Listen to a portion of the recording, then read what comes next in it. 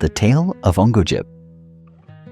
Long ago, in a quiet village resting between gentle green mountains, there lived a man named Onggojib. His house stood larger than all the others. His fields stretched across the valley like a golden sea of grain. His storage barns were always full. Onggojib was a very rich man, but his heart was hard and stubborn. Villagers often spoke of him in quiet voices. Onggojib never shares. Onggojib never smiles. Onggojib never listens to anyone. And sadly, those words were true. Even on the warmest summer days, when neighbors helped one another in the fields, Onggojib kept his gates closed. He trusted no one. He cared for no one. And slowly, people stopped visiting his house at all.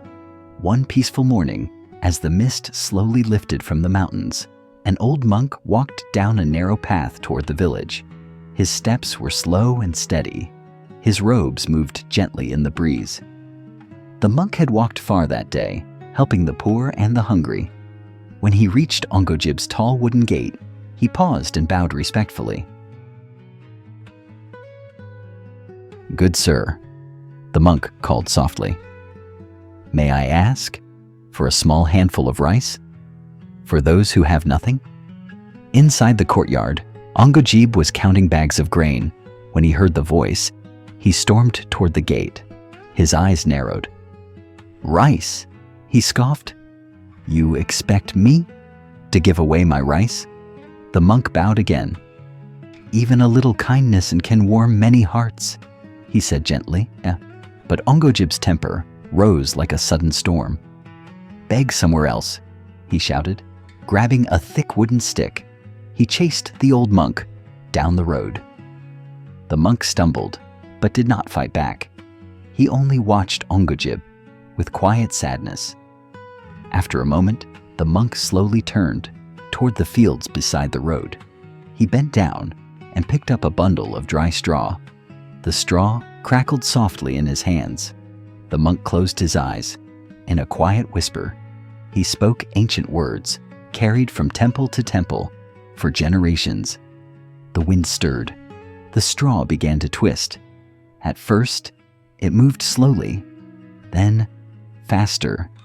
The thin stalks bent together. They folded and stretched, slowly, very slowly. The straw began to form the shape of a man. First, the legs, then the arms, then a face.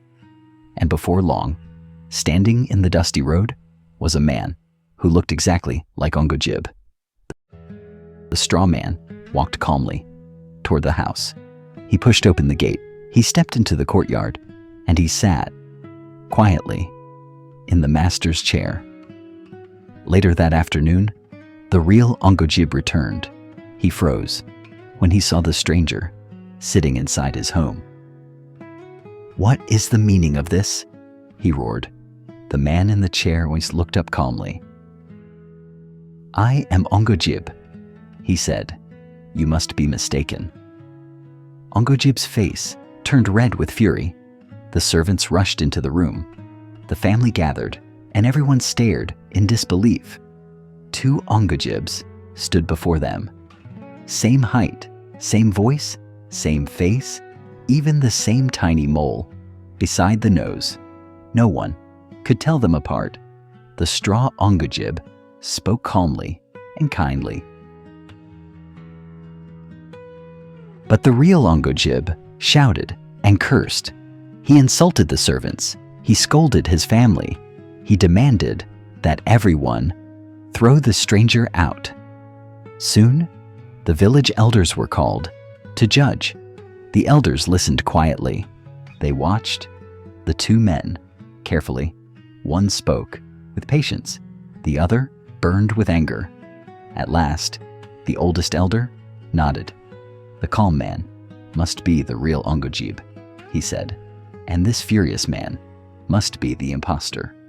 And so, the real Onggojib was pushed outside his own gate. The door closed behind him. For the first time in his life, he had nowhere to go. Days passed, then weeks, then many long months.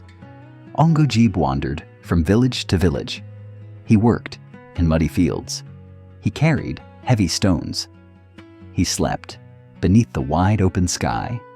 Cold winds brushed his face at night, and hunger gnawed at his stomach. For the first time,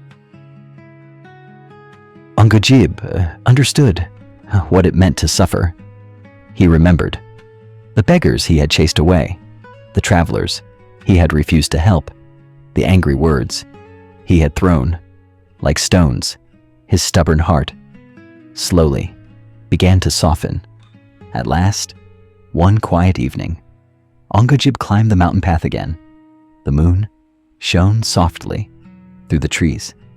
At the temple gate, he found the old monk waiting. Onggojib fell to his knees. "I was foolish," he whispered. "I was cruel." His forehead touched the ground. Tears fell quietly onto the stone path.